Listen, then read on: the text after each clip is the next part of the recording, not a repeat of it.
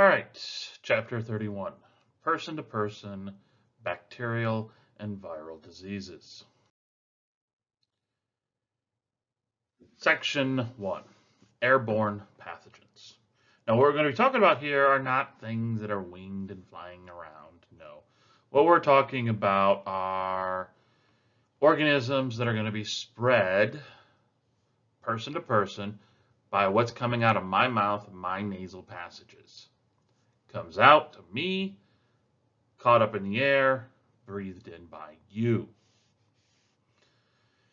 These are going to be bacterial, viral, could be even fungal pathogens that are carried around in the microscopically small droplets of moisture. I mean, think about it as you're listening to me. Go like this. But do that on your glasses or on a mirror. It's not just the heat of your breath that's causing that glass to fog up, but it's all the moisture droplets collecting. Depending upon which organism you're referring to, bacterial, viral, well, which of these droplets are they going to be carried in? I mean, this is a good hard sneeze that's coming up from your chest or coming up from your sinuses, deep sinuses and out. Yes, you're going to see some droplets coming out, but there's going to be microscopically fine ones coming along with it. Was this a deep, hard cough coming up from your lungs? There's going to be microscopic droplets. Big microscopic droplets and really small ones. Size matters here because the bigger droplets are not going to hang out in the air as long. Gravity is going to have a greater effect. It's going to pull them down. The smaller ones will stay dispersed and carried around in little micro air currents. These gentle air currents keeping them aloft longer, but gravity will slowly pull them down after 5-10 minutes. So, how long they stay suspended is important, but also how deep can they get in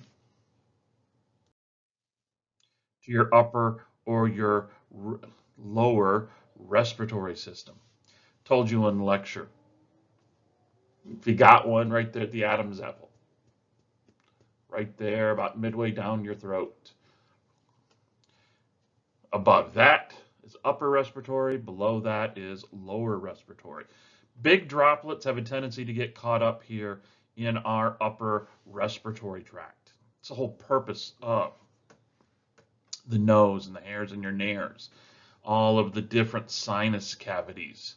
Our air is getting caught up in there, and the little air currents are just pulling out some of the big droplets so that it gets caught in the mucus. And then every time you breathe in, the mucus runs down your throat to your stomach. Or you sneeze, blow your nose, and out comes the mucus with everything trapped in it. The small micro ones can make it past the mouth, past the nasal passages, around the nasopharynx, and down into the lungs. Nowadays with COVID, they're starting to find out that COVID does not start up here in your sinuses. To get the real COVID with the pneumonia-like symptoms and whatnot, it's got to be in microscopic air droplets that are going to make it all the way down here into the lung passages. You don't catch it up here in your nose and then it spreads down like we initially thought.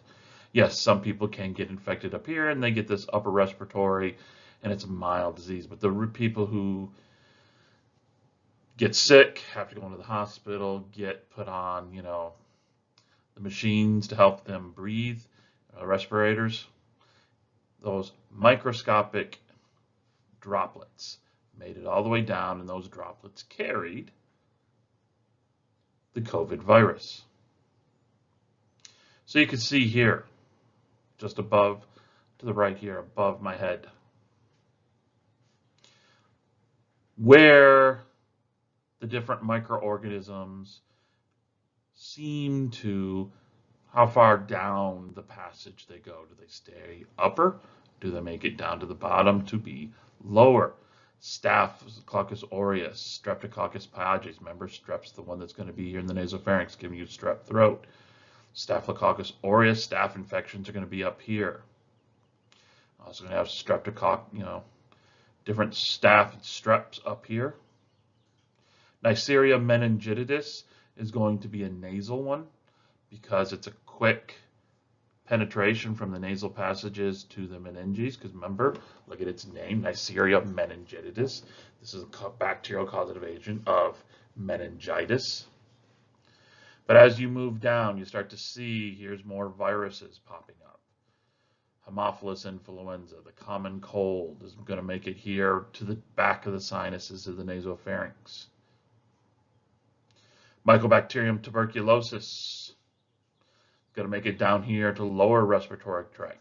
Deep into the lower respiratory tract, Streptococcus pneumonia, Bordetella pertussis. That's going to cause you the whooping cough. Chlamydia pneumonia. This is going to be a really deep pneumonia that has a high mortality rate. It gets down here deep into the lungs, into the alveoli. What they're trying to show here is that as you move down here, it's not that it's also going deeper, but it's going from the trachea, bronchi, bronchioles, till the alveolar sacs. Mycobacterium tuberculosis is going to be more here in the bronchi, bronchioles, to a limited extent to the alveolar sacs.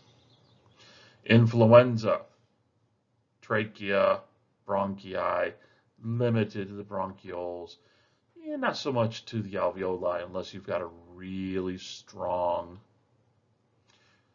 infection going.